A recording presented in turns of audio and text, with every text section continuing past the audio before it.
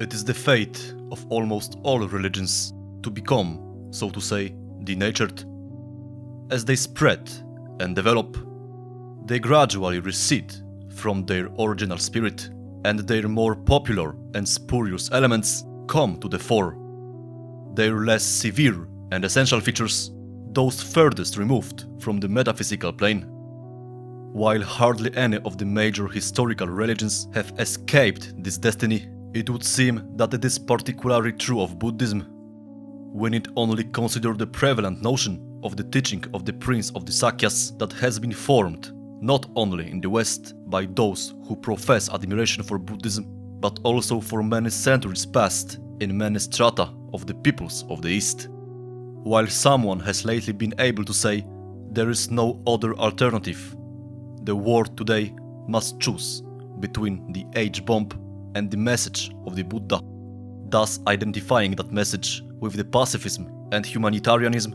The Western friends of Buddhism have been almost unanimous in appraising it as a sentimental doctrine of love and universal compassion, a doctrine composed of democracy and tolerance, to be admired also for its freedom from dogma, rites, sacraments, almost a sort of secular religion. It is true that these distortions appeared quite early in the history of Buddhism, but though it may seem audacious on our part, we have no hesitation in saying that this is a falsification of the message of the Buddha, a deteriorated version suited not to virile men standing with head erect, but to men lying prostrate in search of escape and spiritual elevation, for whom the law and discipline of a positive religion are too severe.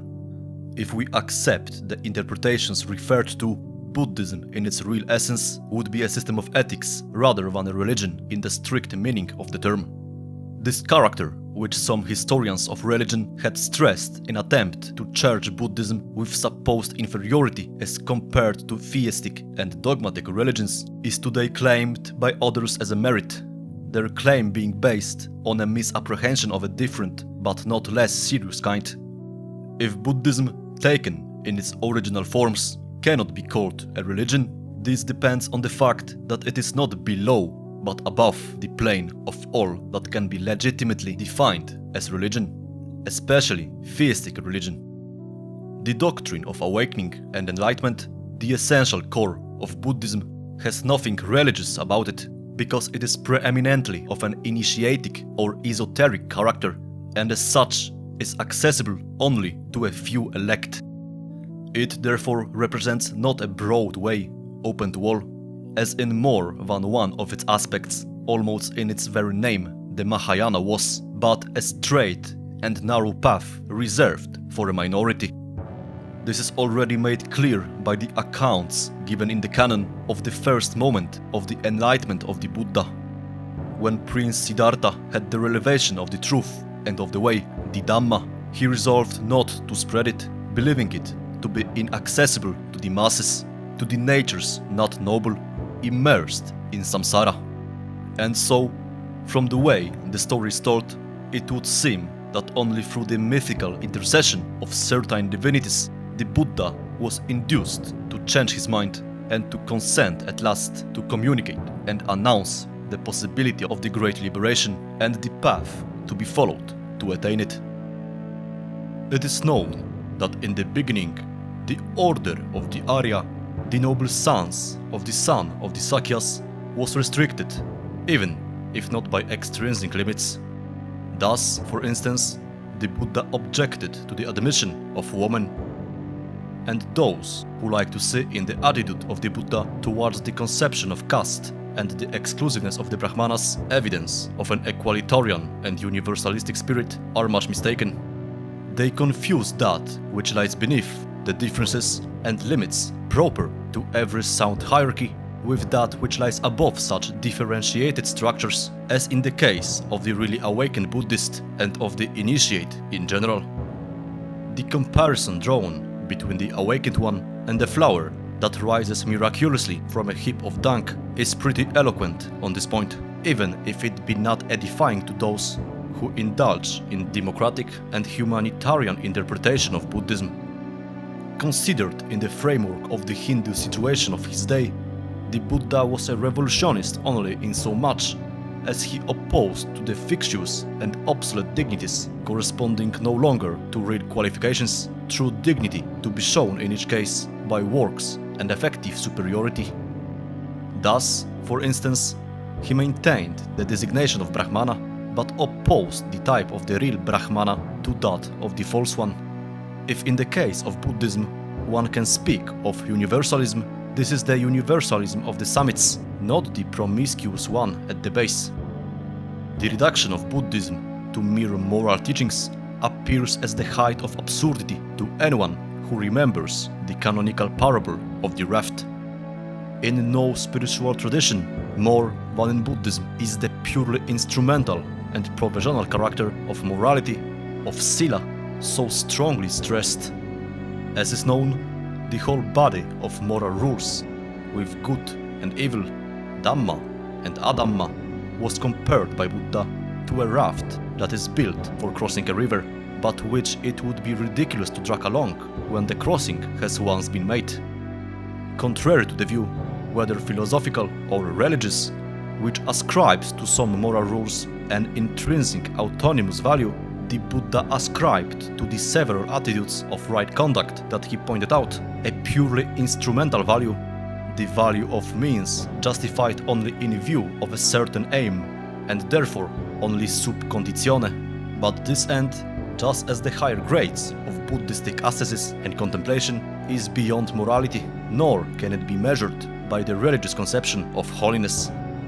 As Milarepa was to say, "In my youth I committed some black deeds, in my maturity some white ones, but now I have rejected all distinctions of black and white." Thus, the fact that some of the rules of the Sila may perhaps correspond to what the moralists may desire should deceive no one.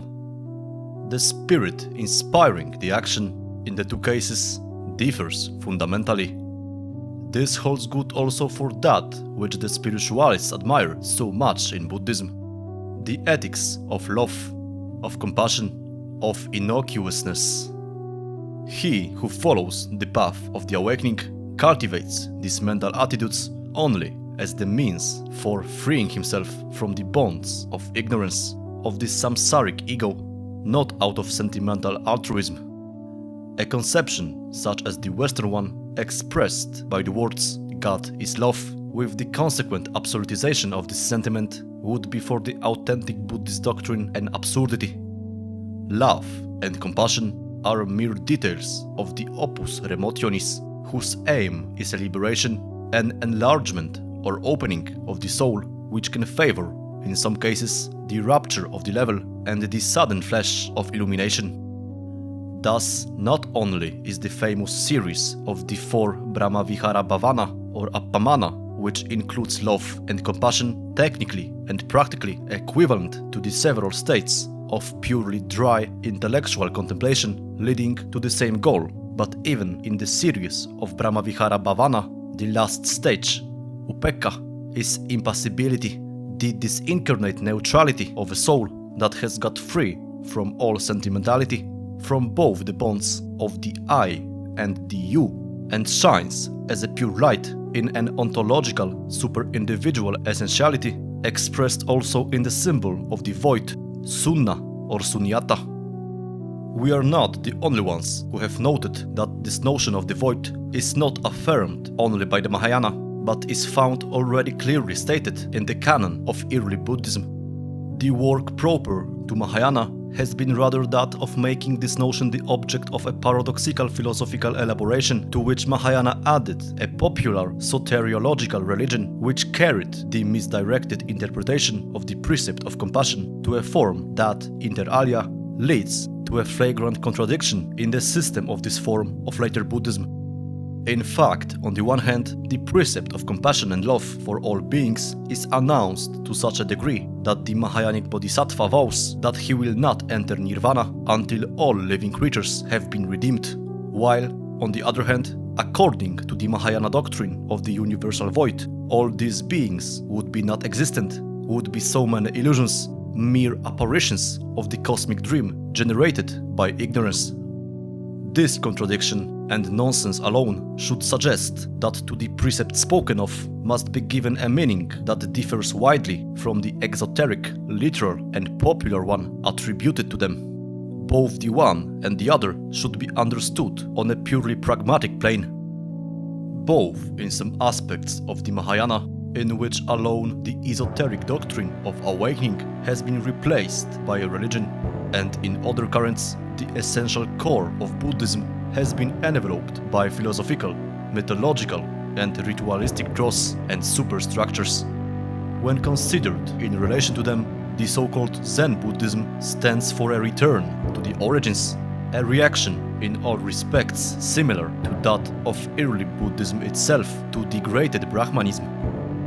Now the Zen throws into clear relief the essential value of illumination, its transcendency in respect of all that which, in the several cases, may favor it, and at the same time its immanency, that is to say, the fact that the state of enlightenment and nirvana does not mean a state of evanescent ecstasy, an escape, so to say, of which compassion is only a pale reflex, accompanied by horror of all that is action and affirmation. It is instead a higher form of freedom, a higher dimension. For him who holds fast to it, there is no action that cannot be performed, and all bonds are loosened. This is the right interpretation of the doctrine of the void, of the non-ego, and also of the Mahāyānic conception of the identity of nirvana and saṃsāra in a third principle higher than either and anterior to either. That should be recalled to those who accept unilaterally the theory of innocuousness, of the timorous respect of all forms of life. As a matter of fact, Zen Buddhism could be called the doctrine of the samurai, of the Japanese nobility, who are certainly not noted for their abhorrence of arms and bloodshed. The fact is that the pivot on which all this wisdom turns is one only: the severance of the bond of the ego, the destruction of ignorance, the awakening. When the bond of the ego is severed, all restrictions cease. On the human soil on which the seed of the doctrine falls depends the fruit it will bear. The humanitarian, pacifist, vegetarian figuring of the Buddhist is a distortion, and in any case, its acceptance is not compulsory. A samurai and a kamikaze may equally well be a Buddhist. From a book in which a Buddhist chaplain describes the days of the Japanese put to death by the Americans, we see how these men died without conversions or repentance, in a perfect state of Buddhist grace. Men who, if they were not, were criminals, as the victors claimed, were as generals, officials, and politicians certainly not delicate, shy flowers of the field. Those who have experienced that fundamental inner transformation, that rapture of the level which is the essential feature of Buddhist realization, are in possession of unshakable, calm, and incomparable certainty, which not even the age of the H-bomb and all of the other devilries of the modern world can disturb, which can be preserved above all tragedies and all distractions, even when man's human and illusory part is involved. Now, it is in this direction, rather than in any other, that lies the message that Buddhism may have for our days. At the conclusion of one of our works, in which we tried to reconstruct the essence of the Buddhist doctrine, we pointed to the dual possibility it offers. The first is that of a clear and virile ascesis, which creates in man firmness and serenity, samatha, by means of a carefully built-up technique of the mind, which allows the detachment and strengthening of a principle that transcends the purely human, irrational, emotional, and in general the samsaric substance of our being. In no other tradition are these techniques taught in such a clear, we might say, scientific form, free from specific religious or ethical implications, as they are in Buddhism. What here is of particular importance is the style of the clear vision, which is that of a superior realism, the vision exactly in keeping with reality. A goodly number of gifted men can still make an immanent use of Buddhist teachings thus understood. We may even find in them the corrective of the prevalent trends of our day, the religion of life, of struggle, of becoming, the union with irrational, instinctive and subpersonal forces that ever urge man on in a flight towards destroying in him all centrality, all real consistency. In age like ours, saṃsāric as no other has ever been, already that which a system of free and virile asceticism in Buddhism is mere preparation for ultra-mundane realization, might serve to create limits, to provide inner means of defense, to keep at bay the anguish or the rapture felt by those who cling convulsively to the illusory mortal ego. This, let us repeat it, is not to be understood as an escape, but as a means for assuring a serene and superior security and liberty. And it is in view of the times that are approaching that perhaps never so much as now has there been need of men educated along these lines. But in the canon we find opposite use of such disciplines for life to the use of them for carrying us beyond life.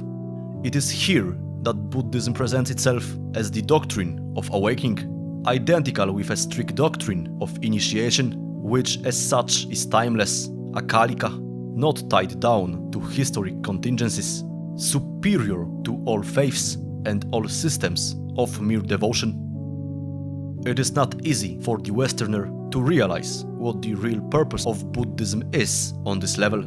The ideal here is the absolute unconditioning of being, the attainment of absolute transcendency. By now, the puerile idea of those who identified nirvana with nothingness or regression into the unconsciousness of a kind of trance determined by the distressing knowledge that life is suffering has been, to a large extent, discarded. Also, the teaching that life is suffering belongs only to the exoteric aspect of Buddhism. The deeper meaning of the expression dukkha is commotion, is agitation, rather than suffering. The condition that the Arya, the noble son, rejects is that of universal impermanence, of the transitory, a state that should therefore be essentially understood in ontological terms and whose emotional significance is quite secondary. Its counterpart is first, tanha, and the extinction, the nirvana in question, is not destruction in general, but precisely and only the destruction of what in the being is first, insatiable longing, fever, and attachment in its many forms and branches. Beyond all that lies awakening and enlightenment, the samadhi, which leads to the unconditioned, the immortal. Perhaps the antithesis between the initiatic notion of awakening and the religious, and more especially Christian notion of salvation or redemption has not yet been adequately stressed. The religious conception is based on the assumption that man is a being existentially detached from the sacred and the supernatural. Because of his ontological status, or as the result of an original sin, he belongs to the natural order. Only by the intervention of a transcendent power, only on the assumption of his conversion, of his faith, and of his renunciation of his own will, only by divine action can he be saved and attain to life in paradise. The implications of the notion of awakening are entirely different. Man is not fallen or guilty being, nor is he a creature separated by an ontological hiatus from a creator. He is a being who has fallen into a state of sleep, of intoxication, and of ignorance. His natural status is that of a Buddha. It is for him to acquire consciousness of this by awakening, in opposition to the ideas of conversion, redemption, and action of grace. The leading motive is the destruction of ignorance, of avidya. Decisive here is a fact of an essentially noetic and not emotional nature. This confers an indisputable aristocratic character on the doctrine of Buddhism. It ignores the sin complex, self-abasement, and self-mortification. Its ascesis is clear and dry. It is alien to the features of autosadism or masochism, which are always present in the forms of the asceticism more known to the West and which have often given rise as to reaction among Westerners to anti-ascetic prejudice and a distorted exaltation of life. This character of loftiness, which is due to Buddhist ontology, is matched by the Buddhist doctrine of autonomy. Man is the free master of his own destiny. He alone is responsible for what he is. Thus, in conformity with his vocation, he can confirm the state in which he is, or he can change it. There are no penalties and no rewards. Therefore, there's nothing to hope for and nothing to fear. The only things that must be taken into consideration are objective, unsentimental, extra-moral connection of cause and effect. If a Buddha sets himself free, it is by his own efforts alone. On the path leading to awakening, no external aid is to be looked for. This conception, on which already pivoted the traditional Hindu notion of Kamma, is particularly stressed by Buddhism. The historical Buddha, as is well known, did not present himself as a divine savior, but as a man who, after attaining by himself enlightenment and the great liberation, points out to those having a like vocation the path to follow. All this refers to early Buddhism. With Mahāyānic Buddhism, in its prevailing and popular aspects, we descend once more to the level of the soteriological religions. Myriads of bodhisattvas and Buddhas busy themselves to assure the salvation and happiness of all living beings. Again, if we turn to the terminus ad quem, to the ultimate ideal of Buddhism, the break with religious conceptions is a clear one, and it is difficult for Westerners to grasp fully. In the West, we are accustomed to consider as a religious ideal paradise, the survival of the believer in heaven, and only a few mystics speak of the unity of life, of union with the being. But the Buddhist doctrine looks on all that as too little, and it left it behind.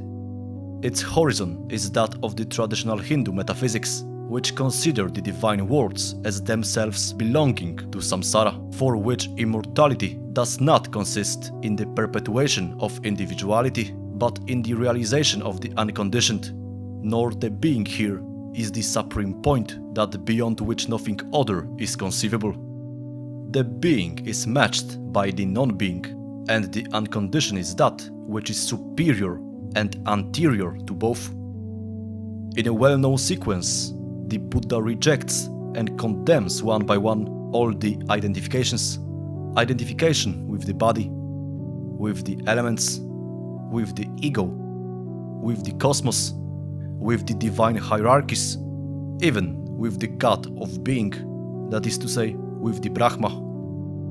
In a speech which is Michelangelesque in its grandeur, identification with the God of being, which is equivalent to the union mystica, the ultimate limit of religious rapture, is rejected in terms that see in it almost a diabolical temptation, for it would represent a limit to the great liberation, to the attainment of the unconditioned.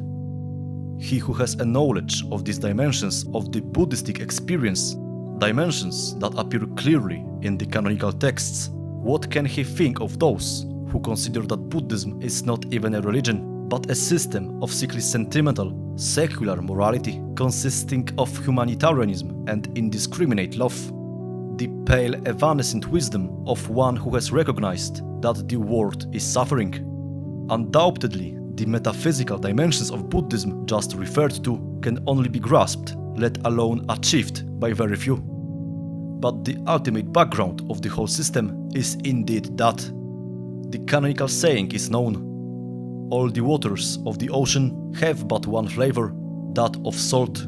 So the sense of the whole of the law is only one, that of liberation. For the ultimate, the great nirvana, or more correctly, the void, the sunnah, the Buddha uses the method of the so-called negative theology. It is unnameable, indefinable, incomprehensible to the human mind. One can only say what it is not what it is, for one cannot even apply to it the category of being. But how ignore what may be called the traces, the marks of him who has no marks? Because the Lord of men and gods was called the perfectly awakened one. As unconquered and intact beings, similar to lofty supermen, appear those who have traveled along this path. Like lions in whom anguish and terror are dead, they see the past, they see the heavens and the infernal regions. They know this world and the world beyond, the kingdom of death and the kingdom free from death. They are like tigers, like bulls in a mountain cave, though they appear as beings free from vanity, who have appeared in the world for the good of many, for the health of many, for compassion of the world, for the good, the profit, and the health of men and the gods. I have passed beyond the brambles of opinions. I have acquired power over myself. I have reached the path. I possess the knowledge. I have none who guide me, says the awakened one of himself. He is the daring one who never hesitates, the sure guide, free from passion, bright as the sunlight, free from pride, heroic. He is the one who knows, who is dazzled by no fevers, overcome by no troubles, tempted by no victories, stained by no stains. He is the great being who lives apart, freed from all ties, no longer slave to any servitude. He is the worthy one who keeps watch over himself, ready to the announcement, inclined to none and disinclined towards none, sublime in soul, powerful, impassible. He is the one whom no thirst burns, no smoke dims, and no mist wets, a spirit who honors sacrifice, and who rises up majestically as no other does. Passions, pride, falsehood have fallen away from him like mustard seeds from the point of a needle. Beyond good, beyond evil, he has cast off both chains, and detached from pain, detached from pleasure, he is purified. As he knows, he no longer inquires how so. He has reached the bottom of the element free from death. He has left the human bond and the divine bond, and has freed himself from all bonds. No one in the world can conquer him who has for his domain the infinite, and whose path is known neither by the gods, nor by angels, nor by men. Notwithstanding the hyperbolical element in some of these attributes, from them takes definite shape and ideal type against a background of grandeur and spiritual virility, which it would be hard to find in any other tradition, beside which the religious values of sanctity itself pale and droop. Judged by this standard, far from being a doctrine accessible to all, a doctrine that makes things easy for the spiritualists because it has no dogma and no rights and is free from exclusivism, the Buddhist path of awakening is, as we have said, a narrow one, reserved to those who possess an exceptional vocation and qualifications, and in following it, it might be said that the saying of the Katha Upanishad is also applicable. It is like walking on a razor edge while no help, either human or divine, is given. It is agreed that wisdom of this kind cannot be popularized. Indeed, it should not even be indiscriminately communicated, for it is not without risk. The canon itself speaks of the consequences of the doctrine if wrongly interpreted. It is like one who, having seized a serpent in the wrong way, sees it pounce on him, producing death or mortal pain. It stands out and remains a summit, bearing witness to what a superior humanity could conceive. As to the forms in which Buddhism has become a religion sui generis, and, worse still, as to those forms in which it is conceived and appreciated as democratizing humanitarian morality, they should be rightly considered as an unparalleled contamination of the truth.